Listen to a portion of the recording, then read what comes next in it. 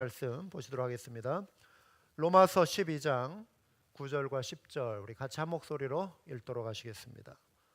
로마서 12장 9절과 10절입니다. 같이 읽습니다. 사랑에는 거짓이 없나니 악을 미워하고 선에 속하라. 형제를 사랑하여 서로 우애하고 존경하기를 서로 먼저 하며.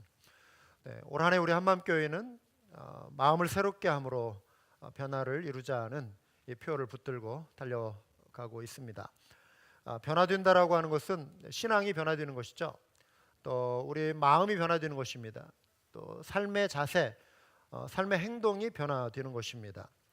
그 변화는 그냥 우리의 어떤 의지적인 어떤 결단만으로 되지 않고 우리 마음이 먼저 바뀌어야 합니다. 행동의 변화는 마음의 변화로부터 나옵니다.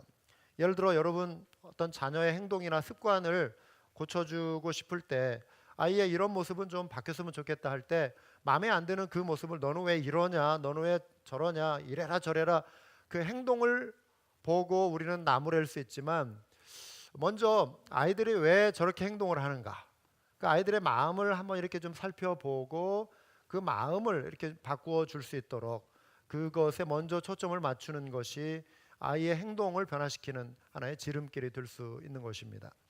오래전에 한번 소개해드린 예화인데요. 제가 아는 어느 목사님이 하와이에서 목회를 하실 때입니다. 교회에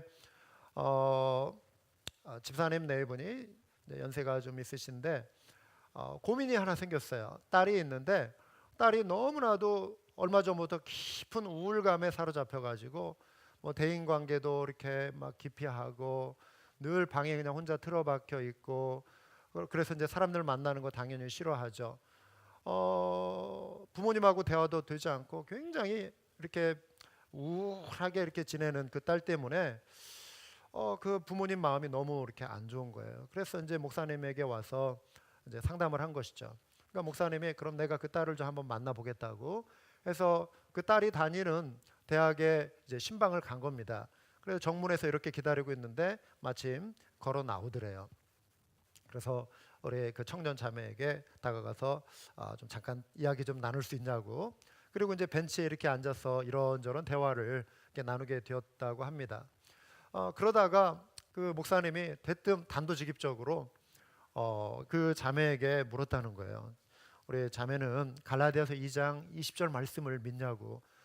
내가 그리스도와 함께 십자가에 못 박혔나니 그런즉 이제는 내가 산 것이 아니오 오직 내 안에 그리스도께서 사신 것이라, 이 말씀이잖아요. 당연히 믿죠. 뭐 예수님 잘 믿는 그런 자매였으니까요. 당연히 믿죠. 예수님이 제 마음에 계시죠. 그런데 그 목사님이 그 말을 듣자마자 한 번 더 직설적으로 물었다는 거예요. 아니 예수님이 그 마음에 살아계시고 이전의 자매 모습은 죽고 새롭게 변화되었는데 왜 그렇게 항상 우울해하냐고, 이렇게 그냥 단도직입적으로.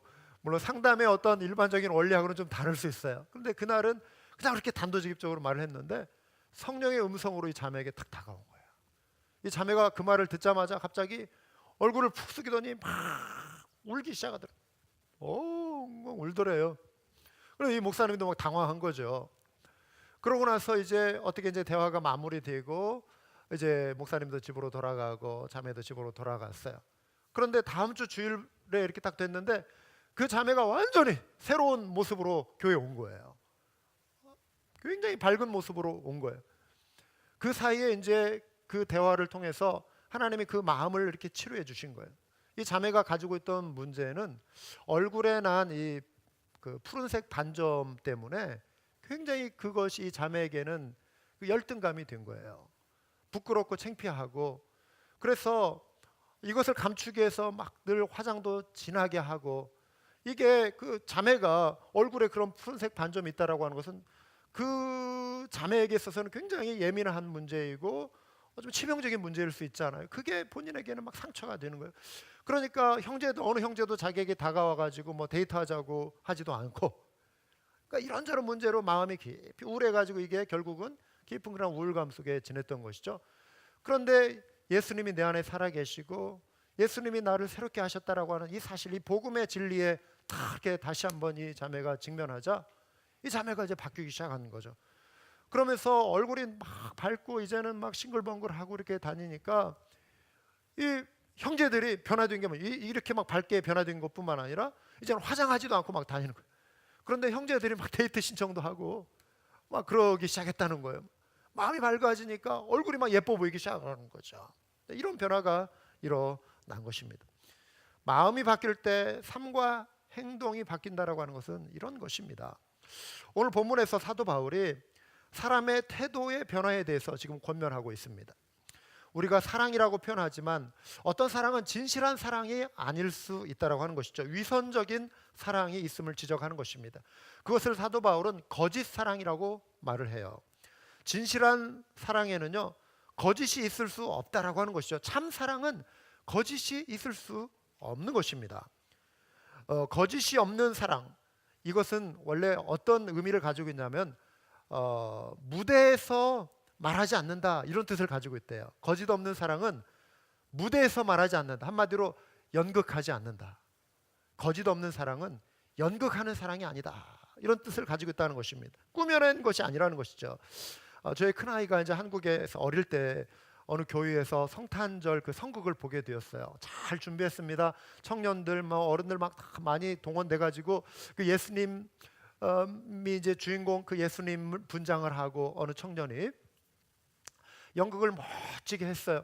근데 그 전후로 이제 아이에게 뭐 성경도 가르치고 엄마가 예수님에 대해서 이야기도 들려주고 그림책으로 된 예수님도 보여주면서 예수님 예수님 예수님 하니까 아이의 마음속에 막 예수님에 대한 그 사모함이 있는 거예요. 예수님을 만나고 싶고 예수님을 보고 싶고 막 예수님은 좋은 분이고 막 아이가 상상할 수 있는 어떤 그런 이미지가 있는 것이죠.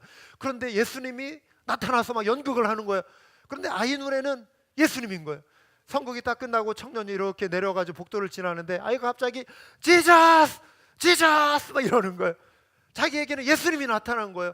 아이에게는 너무 놀라운 일인 거예요. 자기가 그토록 사모하던 예수님이 자기 눈앞에 나타난 거죠.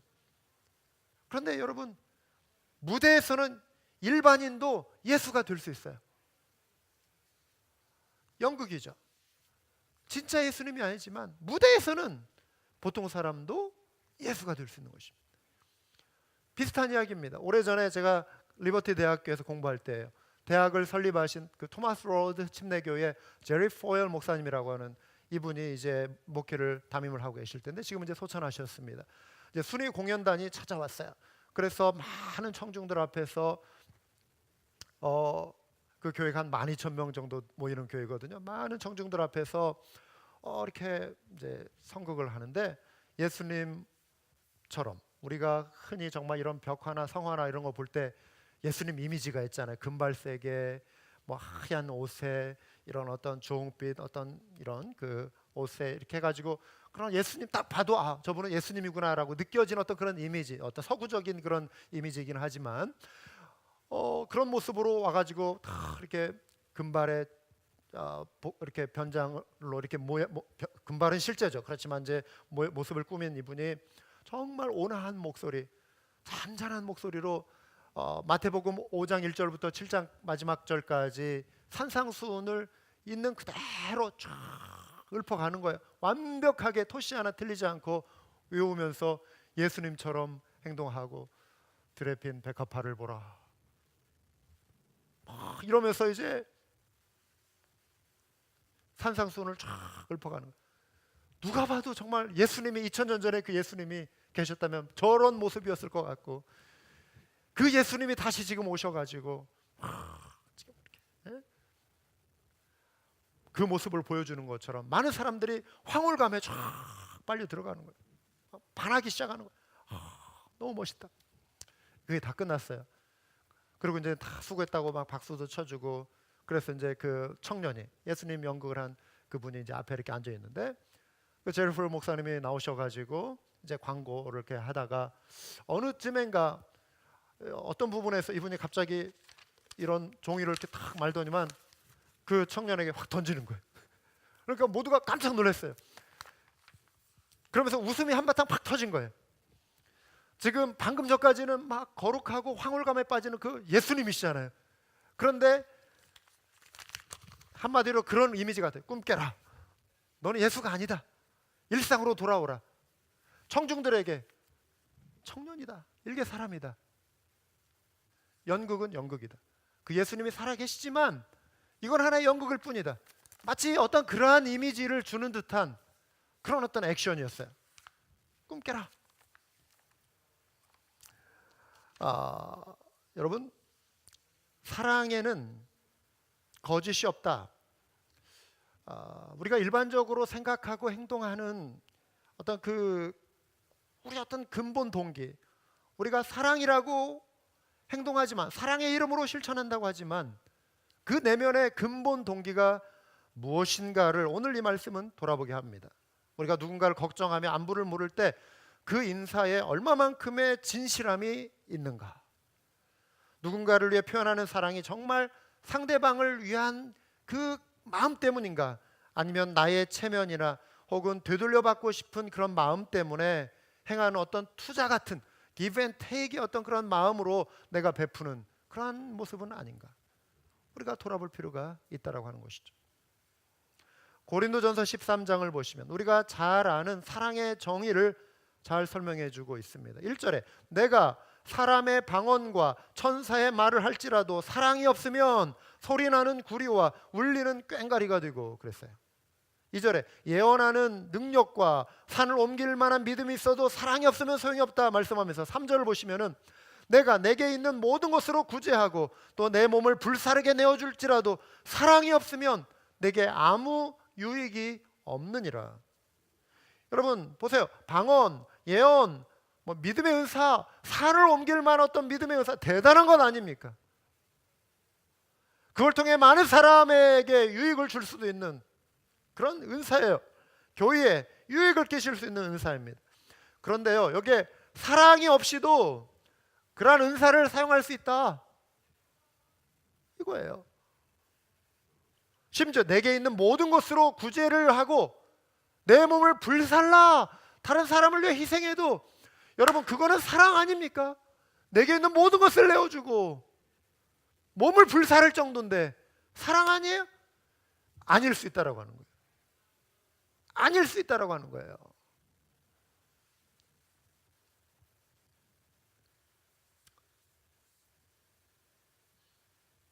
무엇이 문제죠? 이어지는 4절 이하의 답이 있어요. 사랑은 오래 참고 온유하며 시기하지 않으며 자랑하지 않으며 교만하지 아니하며 무례행치 아니하며 악한 것을 생각지 아니하며, 악한 것을 생각지 않는다라고 하는 의미는요, 남의 잘못을 계속해서 기억하지 아니하며. 근데 우리는 겉으로 드러나는 행동은 상당히 사랑이 많은 것 같고 정말 많은 희생을 하는 것 같지만 내 마음에는 온유함이 없고 내 마음은 오래 참음이 없고 내 마음에는 시기심으로 나는 겉으로 포장된 그 시기심은 감춰져 있고 자랑하고 교만하고 내가 한 행동에 대해서 교만의 수단으로 삼고 얼마든지 이럴 수 있다라고 하는 것입니다. 숨은 동기, 그 사랑이 외식과 형식, 거짓 사랑으로 포장될 수 있다라고 하는 것이죠. 많은 희생을 하는 것 같지만 마음에 깊이 우러나오는 감사와 즐거움과 온유함으로 하지 않고 행하는 이 희생은 거짓 사랑이 될 수 있다라고 하는 것입니다.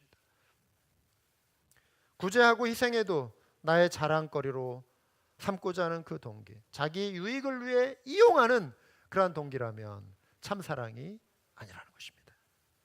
부모의 이타적인 사랑도 마찬가지예요. 숭고하고 아름다운 사랑 같지만 자녀를 교육하는 목적이 부모의 못다 이룬 꿈을 자녀를 통해 이루어 가고자 하는 그런 어떤 야망에 의한 것이든 혹은 세상의 부귀 영화를 위한 것이 된다면 이것 역시 거짓 사랑이 될 수 있습니다.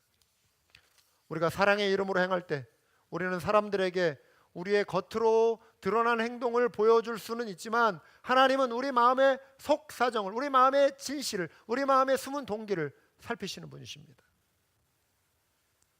그리고 판단하십니다. 누가복음 16장 15절에 보시면 예수께서 이르시되 너희는 사람 앞에서 스스로 옳다 하는 자들이나 너희 마음을 하나님께서 아시나니. 사람 중에 높임을 받는 그것은 하나님 앞에 미움을 받는 것이니라 말씀하고 있습니다. 오래전 일입니다. 한국의 어느 이제 도로 건널목에 서 이렇게 있는데 신호가 바뀌기를 기다리면서 이러고 있었어요. 그런데 어느 거린이 손을 빌리면서 이렇게 도움을 요청하는 거예요. 이 사람 저 사람 그 근처에 있는 사람에게 찾아다니면서 일종의 수금 요원처럼 한 사람 한 사람에게 수금을 하는 것이죠. 그러니까 여러 사람에게 손을 벌리고 드디어 이제 제 차례가 됐어요. 그래서 저도 이제 이렇게 다가오면 줘야겠다 싶어서 주머니에 이제 돈이 있다는 걸 저는 이제 느끼고 있었어요. 그래서 제 마음엔 한 1,000원 정도 한국 돈으로 여러 사람을 수금하니까 그래서 그 정도면 뭐 오늘 뭐 충분하겠지 하고 꺼내서 탁 주고 열었는데 제가 생각했던 색깔이 아닌 거예요.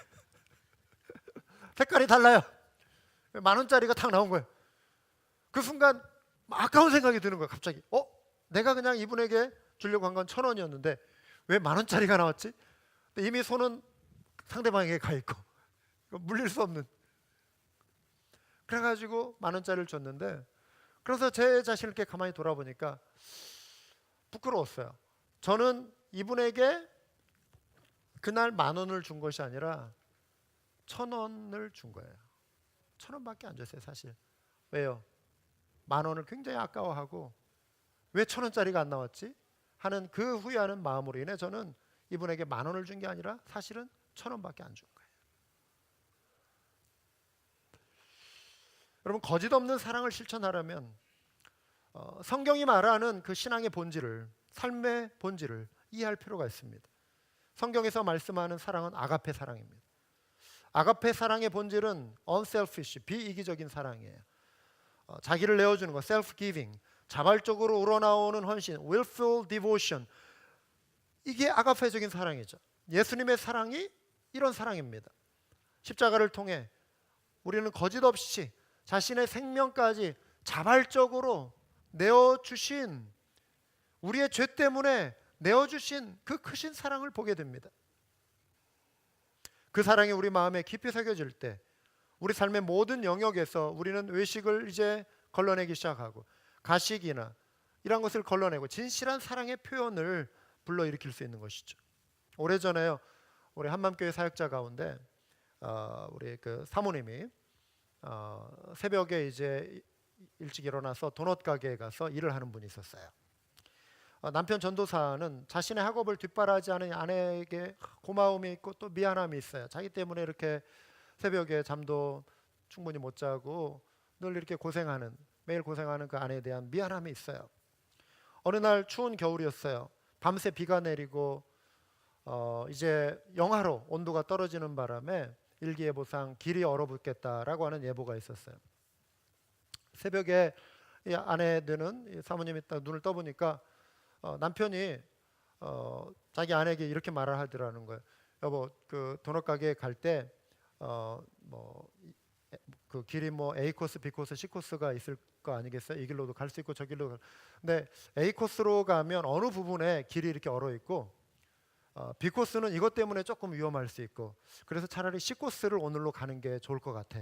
이렇게 말을 하더라는 거예요.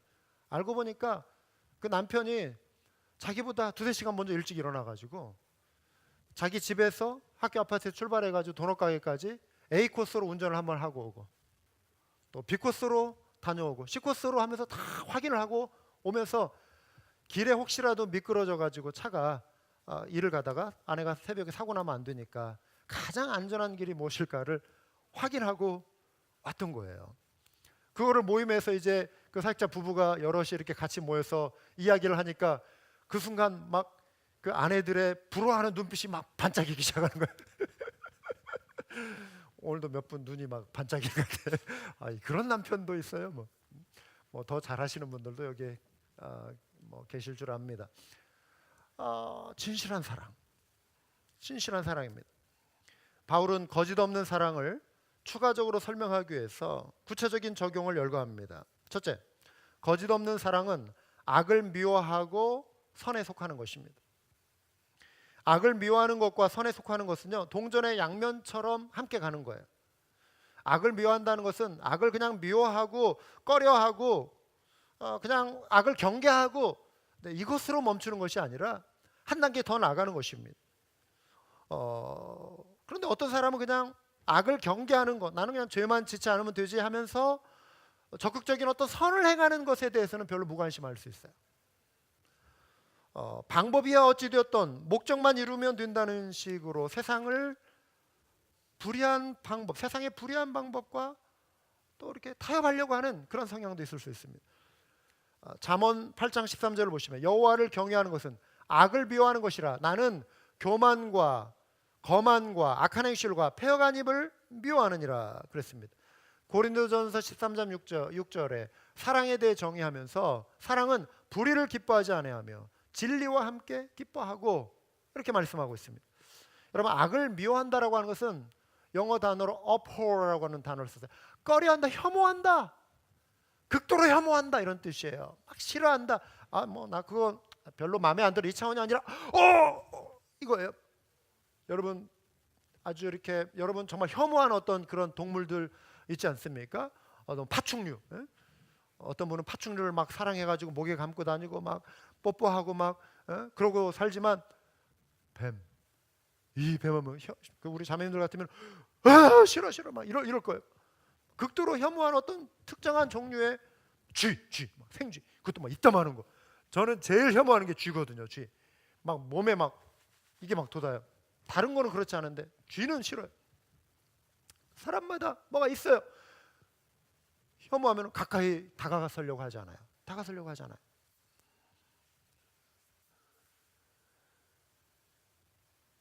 여러분이 누군가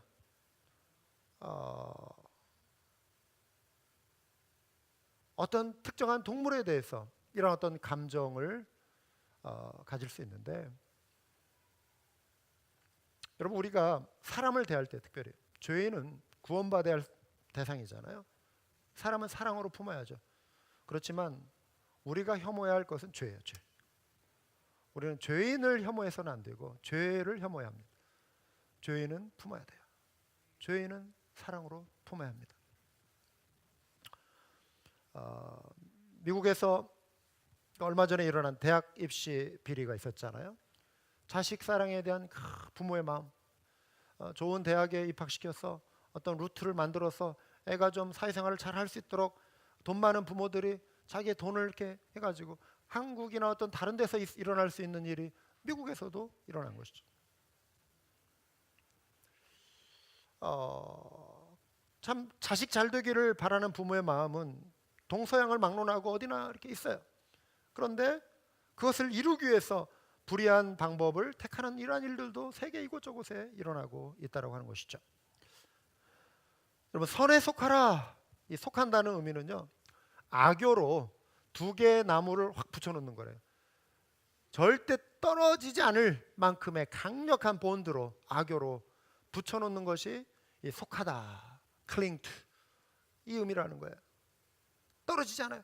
그러니까 악을 미워하고 선에 속하라, 선과 짝이 되어 선과 딱 붙어 있으라, 이런 의미를 가지고 있다는 것입니다.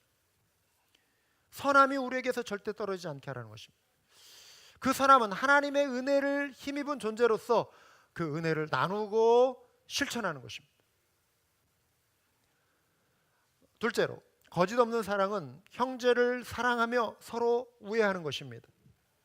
1차적으로 가족 관계에서 거짓 없는 사랑을 실천하는 것은 서로 우애하는 것입니다. 진심에서 나오는 사랑으로 우애하는 것입니다.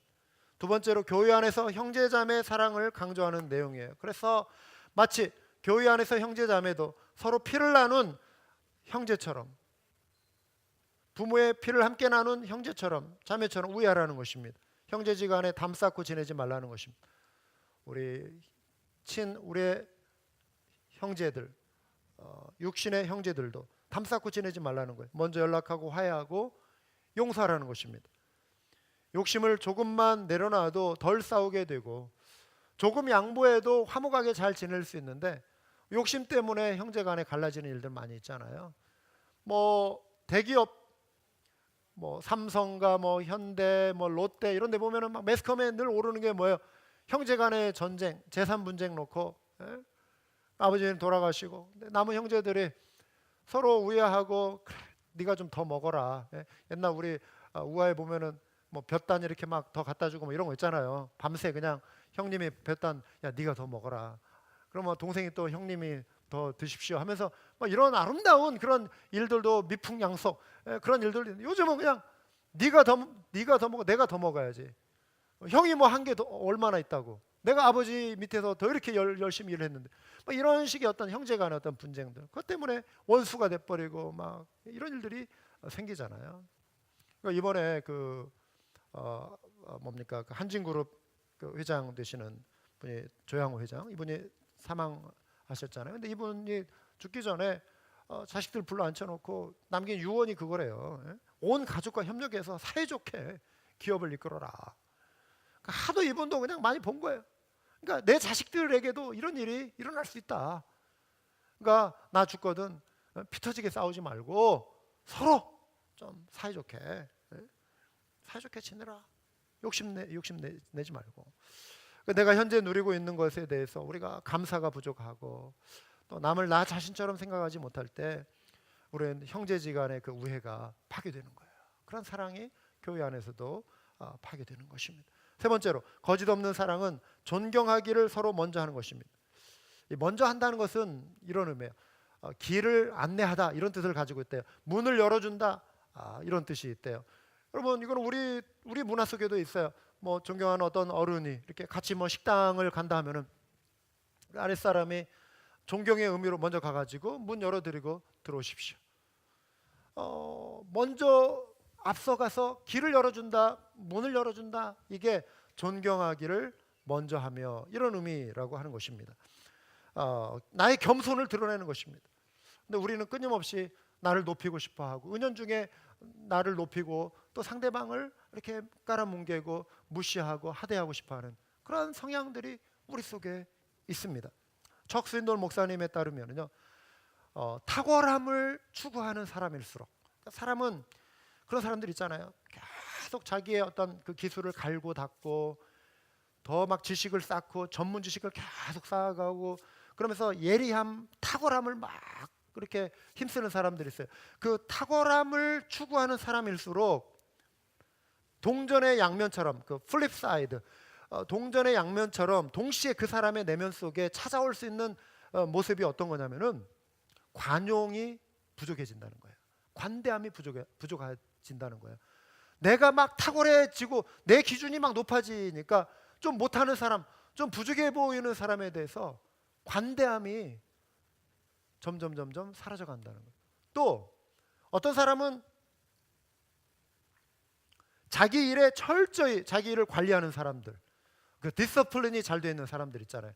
모든 것을 분초로 막 계산하고 막 극단적으로 가면은 시간 딱딱 계산해서 쓰고 뭐 새벽 6시면 어김없이 그 사람은 그 조깅하는 그 코스에 딱 나타나 있고 뭐 저녁 7시면 산책 코스에 나타나 있고 12시면 식당에 딱 나타나 있고 철저히 이렇게 디서플린 돼가지고 딱 이렇게 자기 관리를 철저히 하는 사람, 몸도 뭐 배 안 나와, 절대 배 안 나와. 그런 사람 막 쉐이프 잘 돼 있고 이런 사람일수록 인내가 또 부족해진대요. 동전의 양면처럼 다른 사람에 대해서 인내력이 떨어지는 거. 왜 저 사람은 저럴까? 이런 거 있잖아요. 또 어떤 예술가들 아니면 어떤 교육, 높은 수준의 교육을 계속 받고 또 어떤 예술적인 어떤 그런 것을 계속 이렇게 높이 쌓아가는 이런 사람일수록 또 플립사이드 엎어놓으면 그 사람들일수록 정교함, 이 정교함을 추구한다는 거예요. 우리 뭐 여기 예술가들도 여기 있지만 예술하시는 분들 그 머리카락 선 하나하나 굉장히 그건 정교함이거든. 정교함. 그 하나가 정교함. 뭐 저 논문을 쓰다 보니까 마침표 하나 찍는 거, 따옴표 하나 하는 거 이것까지 살펴야 돼요. 괄호가 붙어 있느냐 떨어져 있느냐 정말 세밀해져요. 정말 꼼꼼해져요. 그러다 보니까 다른 사람의 꼼꼼하지 못한 부분이 눈에 쉽게 띄어요. 그래서 제 모습을 꼭 보는 것 같아요. 제 모습.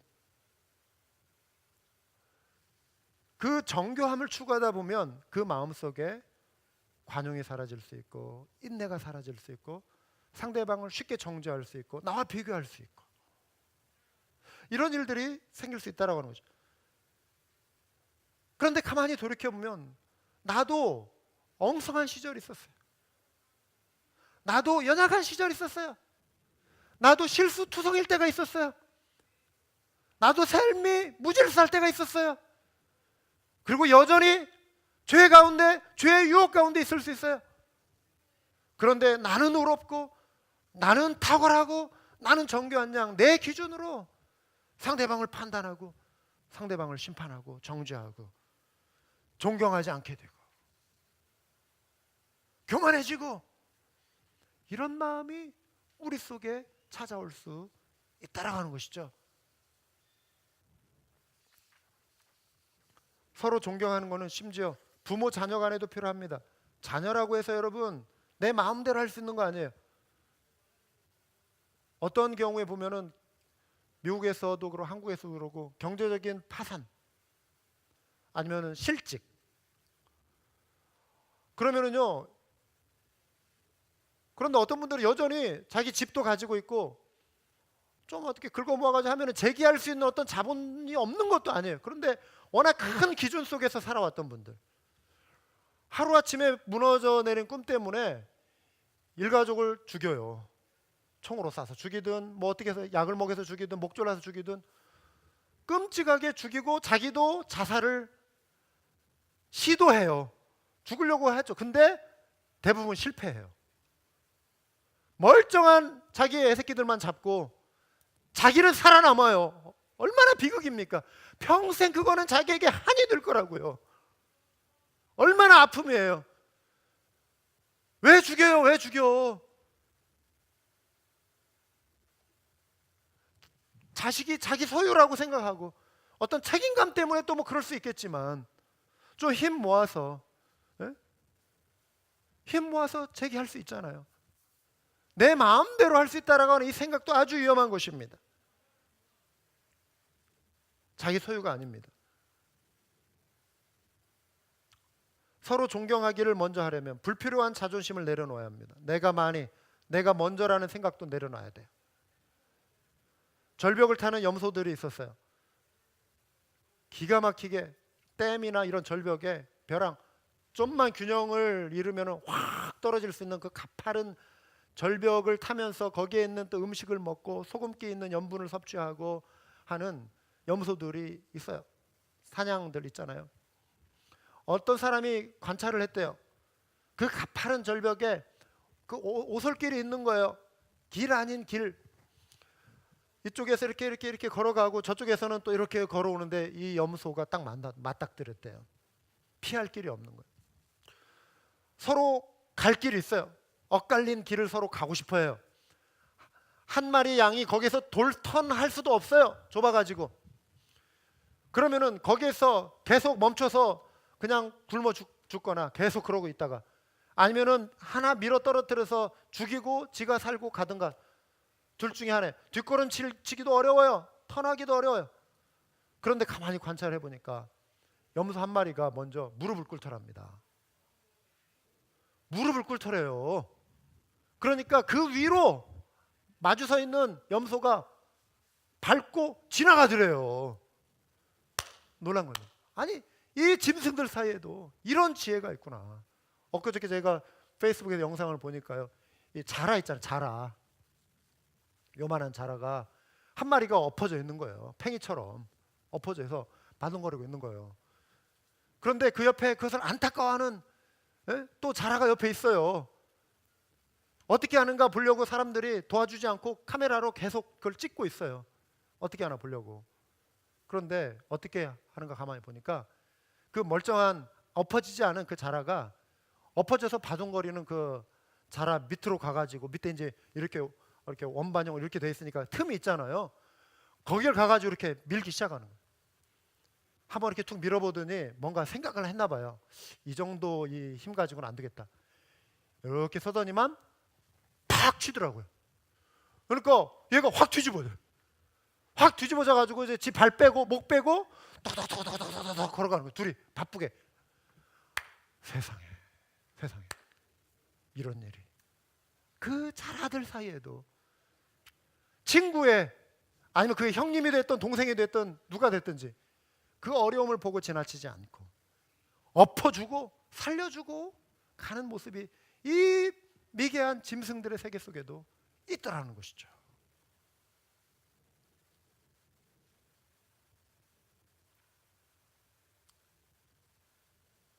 거짓없는 사랑은 나 자신의 자존심을 내려놓고 이기적인 태도가 아닌 내가 먼저 양보하는 모습 속에서 근신실함이 나옵니다. 우리가 부르는 찬양 속에 이런 찬양 있잖아요. 수고하지 않으며 어떻게 형제를 사랑하나, 내 마음에 아픔이 없이도 어떻게 자매를 사랑하나.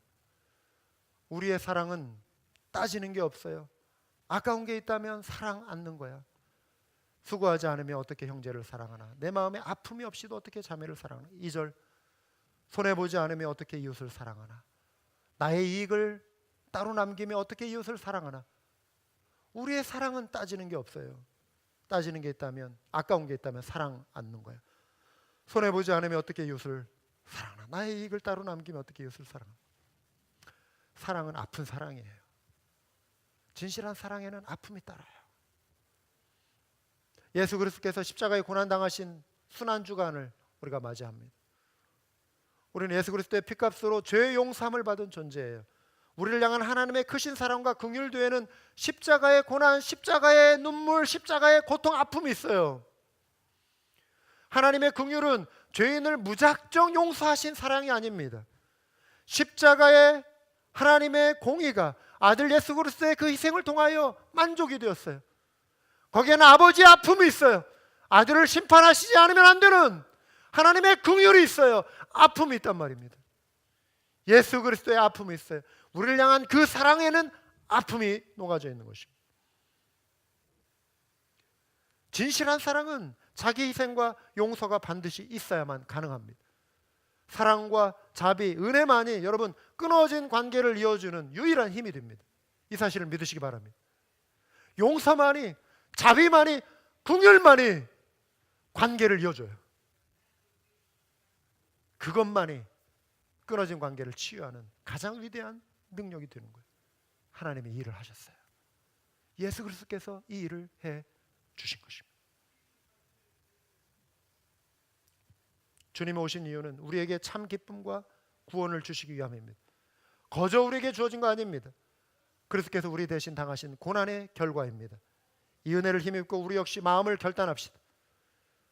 희생과 용서를 드러냅시다. 악을 미워하고 선에 속함으로, 형제를 사랑하고 우애함으로, 그리고 서로를 먼저 존경함으로 거짓 없는 참 사랑을 실천하는 우리 모두가 될 수 있기를 주님의 이름으로 축원합니다. 기도하시겠습니다.